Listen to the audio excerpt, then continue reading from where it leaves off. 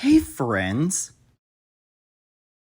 Just to warn you, I'll be diving into major spoilers in this video, so if you want to see this movie, please skip this video for now. Or if you don't give a shit, that's also pretty cool.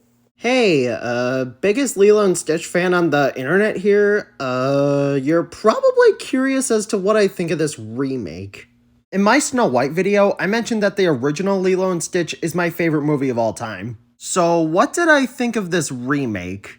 Just like the Snow White remake, I was expecting a really piss-poor remake of the original movie that completely misses the point of the story and the characters. And yeah, we did get that, but this movie is not nearly as bad as I expected. Before I dive into this movie's negatives, which yeah, there's a lot unfortunately, I do want to mention the positives first. Stitch is practically unchanged and I couldn't be happier. He was great in this movie, and he even has a few good jokes. I also did really like the scene where he crashed the wedding. That was pretty fun. Lilo's acting is really good in this movie, and I really hope that her actress has a successful career. The acting in this movie is okay at best, but Lilo did a great job. Some of the charm from the original is gone, but I feel like this has some charm in its own unique way. And I will admit that the new version of Hawaiian roller coaster ride is pretty good. It's not better than the original or anything, but I kind of like it. And now for the negatives of this movie, and there are a lot of them. Jumba's character just went down the toilet in this movie, oh my god. First of all, this is more of a nitpick, but his Russian accent is gone. Lame. Since Gantu is just completely missing from the movie, Jumba fills the role of the villain. Yes, I am perfectly aware that Jumba and Pleakley were antagonistic in the original movie, but they were more so just doing what they were ordered to by the Grand Councilwoman and preventing being arrested. But no, Jumba is just straight up a villain in this movie, and he is so boring. There's no personality to him. And he doesn't get a redemption arc or anything. He's just a two-dimensional villain. The original movie, Jumba overheard Stitch talking to Nani about Ohana, and even with a little bit of convincing, he still changed his heart. He still willingly helped rescue Lilo from Gantu, and that was the turning point for his character. Stitch has a glitch. When Stitch was actually dead for a little bit, he actually held Stitch in his arms and cried. Jumba isn't a bad guy, he actually cares about his experiments. But in this remake, he's just a huge asshole with zero personality or any redeeming traits at all. It's so boring. He's just a two-dimensional replacement for Gantu, I hate it. And the scene where he talks about Stitch not having a greater purpose other than destroying things is completely missing in this one. And they don't even touch up on the endangered mosquito joke. It was mentioned once in the beginning without any payoff later on, so the joke just makes no sense now. At the end of the original, Cobra revealed that he convinced the aliens that mosquitoes were endangered. They actually followed up on the joke they set up earlier, but not in this remake. It just feels super out of place and random. Speaking of Cobra Bubbles, his role is downplayed to oblivion. He is basically a background NPC in this movie. The reveal that he's a CIA agent isn't even a reveal anymore. Instead, there's a new social worker character played by the original Nani, and she's just kind of boring. There's no real point to her. They could have so easily just claimed that Cobra was undercover as a social worker or something, but no, his character is just a hollow husk. And the same could be said for Scrump. Yes, this isn't an actual character, more of a doll, but it's what Scrump represents. Watch this clip from Ellis Mark's review. I could not say this point better myself.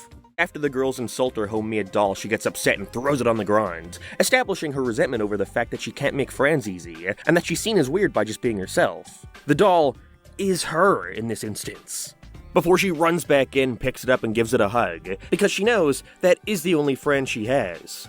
It's something important to her, and it instills her mindset that nobody gets left behind or forgotten. Ohana. All of this is communicated without words in the span of like 10 seconds. It is brilliant. But yeah, no, Scrump is just there.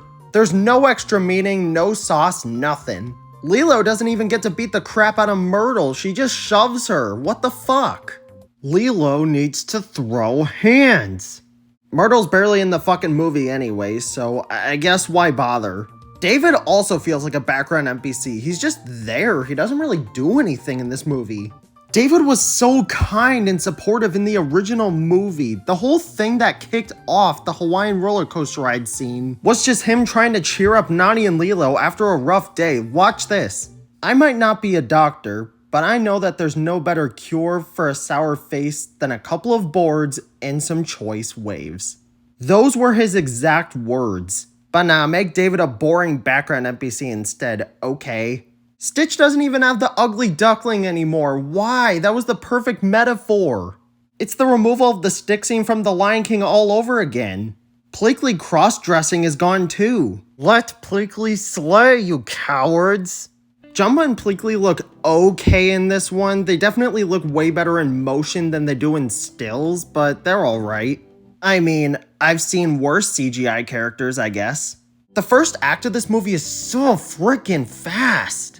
It feels like some lines were just covered because of a checklist, and everything is so rushed in the beginning.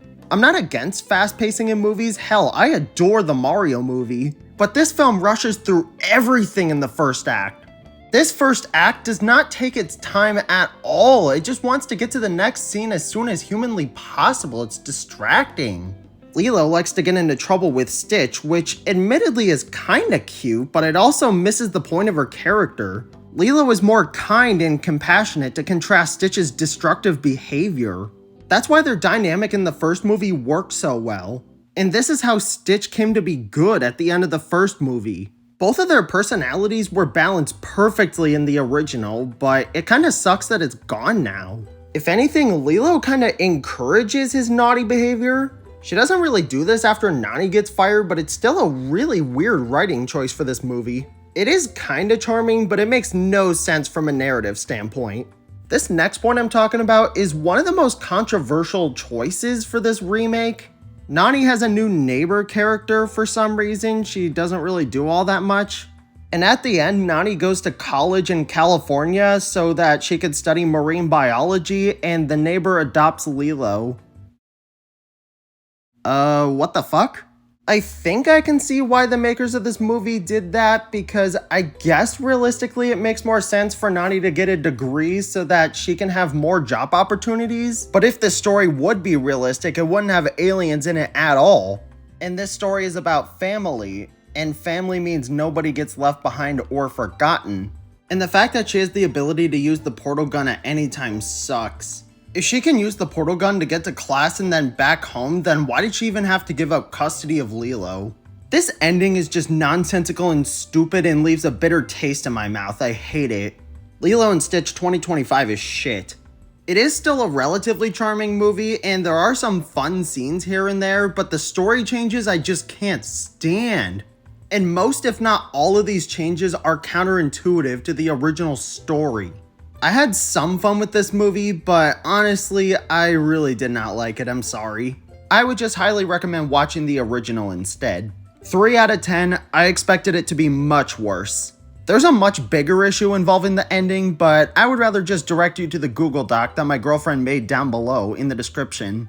If you want to see something that's more action-packed but has better writing and better effects, I would just rather watch Final Destination Bloodlines. And if you want to watch something that's more culturally diverse and accurate and also better written, then I would just watch Sinners. I might have to review both of them eventually, especially Sinners because my girlfriend's been begging me to do so. If you want to watch the Lilo and Stitch remake, that's fine, but I personally wouldn't recommend it. I'll see y'all later. I hope y'all enjoyed this video. Hey, wait a minute, I just realized while editing that this movie doesn't even have the line, "Oh good, my dog found the chainsaw." What the hell were Disney's priorities when making this movie? Good lord.